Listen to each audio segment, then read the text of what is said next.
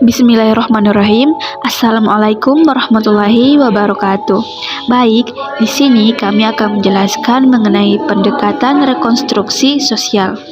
Adapun anggota kelompok dari kelompok 7 yaitu Arida Nur, Nabila Zalzabila Arifin, Rosmila Manggopa, Yulia Hilmalia Putri, dan Zadza Maulia Putri. Baik, langsung saja kita ke materinya. Pengertian pendekatan rekonstruksi sosial. Kurikulum rekonstruksi sosial dapat diartikan sebagai model kurikulum yang lebih memusatkan perhatian pada problem-problem yang dihadapi dalam masyarakat.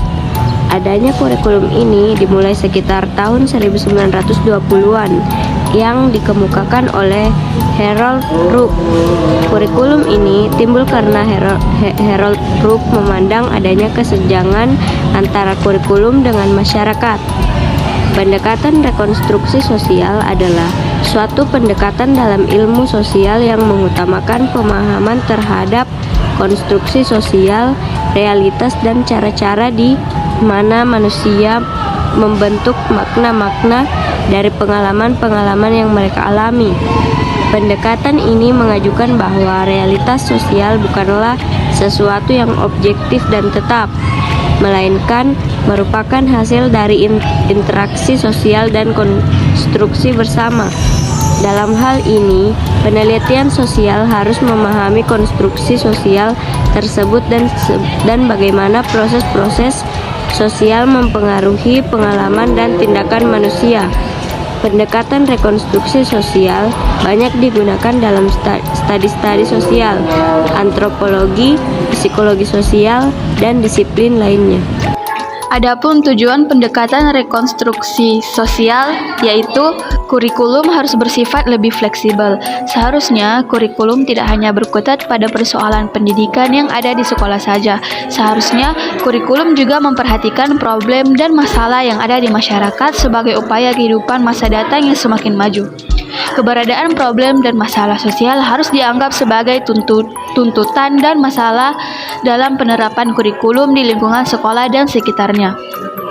Adanya pertanyaan, apakah kurikulum bersifat mengembangkan kualitas peserta didik yang diharapkan dapat memperbaiki masalah dan tantangan masyarakat, ataukah kurikulum merupakan upaya pendidikan membangun masyarakat baru yang diinginkan bangsa menempatkan kurikulum pada posisi yang berbeda? Dengan adanya pandangan tersebut, maka adanya kurikulum rekonstruksi sosial diharapkan dapat membantu masalah pendidik. Tujuan utama dari kurikulum rekonstruksi sosial adalah menghadapkan para siswa pada tantangan yang ada pada diri manusia. Hal ini merupakan bidang garapan pada studi sosial yang meliputi bidang ekonomi, sosiologi, psikologi, estetika, dan lain-lain. Adapun fungsi yaitu yang pertama, fungsi penyesuaian. Fungsi penyesuaian mengandung makna bahwa kurikulum sebagai alat pendidikan harus mampu mengarahkan siswa agar memiliki sifat well, yaitu mampu menyesuaikan dirinya dengan lingkungan, baik lingkungan fisik maupun lingkungan sosial. Yang kedua yaitu fungsi integrasi, yaitu mengandung makna bahwa kurikulum sebagai alat pendidikan harus mampu menghasilkan pribadi-pribadi yang utuh. Yang ketiga yaitu fungsi diferensiasi. Fungsi diferensiasi mengandung makna bahwa kurikulum sebagai alat pendidikan harus mampu memberikan pelayanan terhadap perbedaan individu siswa. Setiap siswa memiliki perbedaan baik dari aspek fisik maupun psikis yang harus dihargai dan dilayani dengan baik. Yang keempat yaitu fungsi persiapan, yang mengandung makna bahwa kurikulum sebagai alat pendidikan harus mampu mempersiapkan siswa untuk melanjutkan studi ke jenjang pendidikan berikutnya. Selain itu, kurikulum juga diharapkan dapat mempersiapkan siswa untuk dapat hidup dalam masyarakat. Kelima yaitu fungsi pemilihan, bermakna bahwa kurikulum sebagai alat pendidikan harus mampu memberikan kesempatan kepada siswa untuk memilih program-program belajar yang sesuai dengan kemampuan dan minatnya. keenam yaitu fungsi diagnotis. Fungsi diagnotis mengandung makna bahwa kurikulum sebagai alat pendidikan harus mampu membantu dan mengarahkan siswa untuk dapat memahami dan menerima kekuatan dan kelemahan yang dimilikinya. Apabila siswa sudah mampu memahami kekuatan dan kelemahan yang ada pada dirinya, maka diharapkan siswa dapat mengembangkan sendiri potensi kekuatan yang dimilikinya atau memperbaiki kelemahan-kelemahannya. Selanjutnya yaitu komponen pendekatan rekonstruksi sosial. Komponen dapat diartikan sebagai bagian, sehingga komponen kurikulum rekonstruksi sosial dapat diartikan sebagai bagian-bagian yang ada di dalam kurikulum rekonstruksi sosial. Adapun komponen-komponen tersebut adalah yang pertama yaitu tujuan. Adapun tujuan dan isi kurikulum adalah yang pertama mengadakan survei, yang kedua mengadakan studi tentang hubungan sebuah program, yang ketiga mengadakan studi latar belakang, yang keempat mengkaji praktek program, yang kelima menetapkan rencana, dan yang keenam mengevaluasi semua rencana. Yang kedua yaitu metode.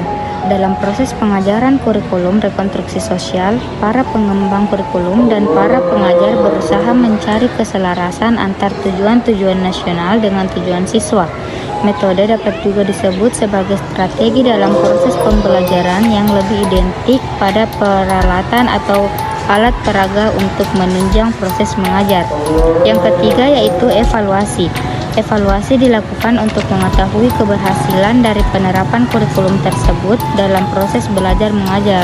Evaluasi tidak hanya menilai apa saja yang telah dikuasai dan dipahami siswa, tetapi juga menilai pengaruh kegiatan sekolah terhadap masyarakat. Selanjutnya yaitu contoh pendekatan rekonstruksi sosial. Adapun contoh konkret dari kurikulum rekonstruksi sosial adalah semua mata pelajaran yang mengkaji bidang sosial. Pada umumnya, bidang mata pelajaran sosial mengkaji dan mempelajari hal-hal yang terjadi dalam lingkungan sosial dan interaksi antar sesama. Tak hanya itu, ilmu bidang sosial biasanya berkembang sesuai dengan keadaan atau situasi sosial yang ada. Adapun mata pelajaran sosial yang diajarkan dalam lembaga pendidikan formal seperti IPS, sejarah, ekonomi, antropologi, hukum, dan lain-lain. Adanya penyebutan contoh dari kurikulum rekonstruksi sosial adalah semua kurikulum bidang mata pelajaran sosial. Hal itu mengacu pada tujuan utama kurikulum rekonstruksi sosial yang bertujuan menghadapkan siswa dan peserta didik pada tantangan yang ada pada dirinya dalam proses interaksi di lingkungan masyarakat dan berusaha menyelesaikan masalah dan problem yang ada dalam masyarakat tersebut. Baik, itulah pemaparan materi dari kelompok kami. Lebih dan kurangnya mohon dimaafkan. Wabillahi taufiq wal hidayah. Wassalamualaikum warahmatullahi wabarakatuh.